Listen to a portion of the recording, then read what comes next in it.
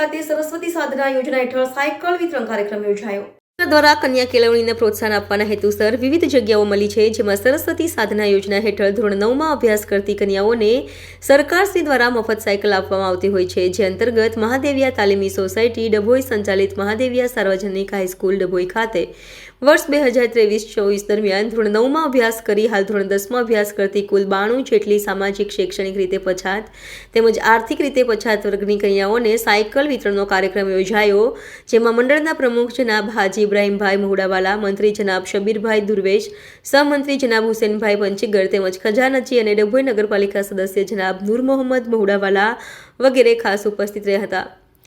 આ પ્રસંગે વડોદરા જિલ્લા પંચાયત ઉપપ્રમુખ અશ્વિનભાઈ પટેલ વકીલની પ્રેરક ઉપસ્થિતિ રહી હતી અને તેમના વરદસ્તે કન્યાઓને સાયકલો વિતરણ કરવામાં આવી હતી।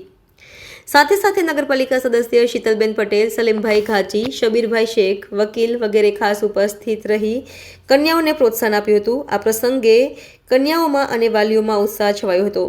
ઉલ્લેખનીય છે કે શાળા દ્વારા વર્ષ 2024-25 દરમિયાન ધોરણ 9માં ભણતી 112 જેટલી કન્યાઓને સરસ્વતી સાધના યોજના હેઠળ સાયકલ મળે માટે દરખાસ્ત કરેલ અને હજી વધારેમાં વધારે કન્યાઓને આ લાભ મળે એમાં પ્રયત્નો શાળાના વર્ગ શિક્ષકો અને ક્લાર્ક દ્વારા કરવામાં આવી રહ્યા છે। ગુજરાત સરકાર દ્વારા સરસ્વતી સાધના યોજના હેઠળ ધોરણ 9ની દીકરીઓને સાયકલ આપવાની યોજના છે, તે હેઠળ મહિજા સ્કૂલમાં ગઈકાલે આપી દેવામાં આવી છે।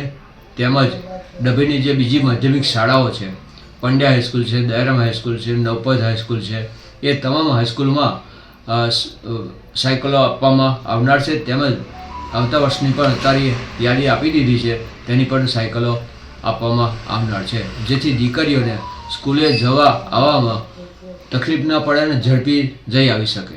આશરે કેટલી સાયકલો આપવામાં આવી છે? લગભગ ગણીએ તો ચાર માધ્યમિક શાળાની થઈને લગભગ 450 ઉપરનો આંકડો થાય।